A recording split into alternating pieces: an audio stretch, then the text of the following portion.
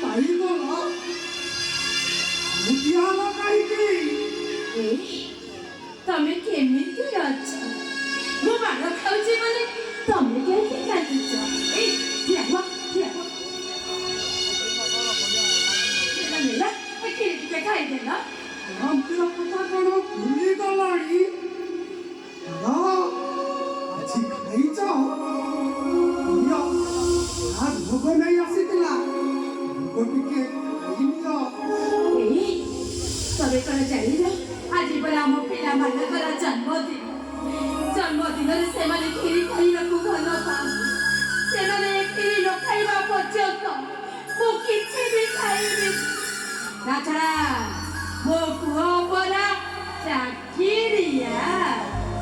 ଆଜି ଏ ଘରେ କ୍ଷୀରି ସର ପୁରୀରେ ଘରଟା ଖାଲି ଭାସିବ।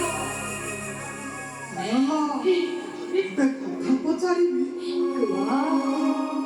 ମୋ କାଲିରେ କଣ ବନାଇଛି କିଛି କହିବନି? ଚୁଡ଼ା ଭଜା।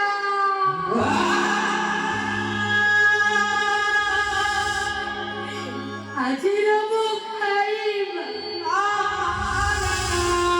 କାଲି ରାତିରେ ରୁଦ୍ରମତୀ ଦେଇଥିଲା ଆଉ କହିଲା ଆକୁ ଖାଇ ଚୁପ୍ ହେଇ ବସିବୁ। ମୋ ଘରକୁ ଗେଷ୍ଟ ଆସିବେ, ତୁ ଡିଷ୍ଟର୍ବ କରିବୁ।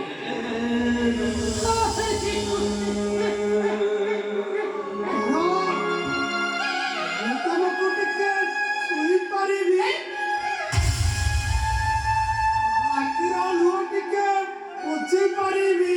ହେ ଭଗବାନ, ଏସବୁ ଦେଖିବା ଆଗରୁ ମୋ ଆଖି ଦିଟା ଫୁଟିଗଲାଣି କାହିଁକି?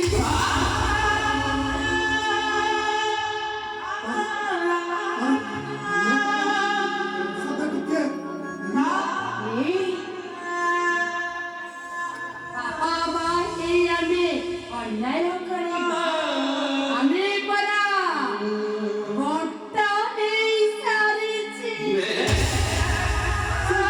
ସେ ଯାଅ ନା କାହିଁକି? ଆଜି ମୁଁ ତୁମକୁ ମୋ ନିଜ ହାତରେ ପ୍ରସାଦ କରିଦେବି।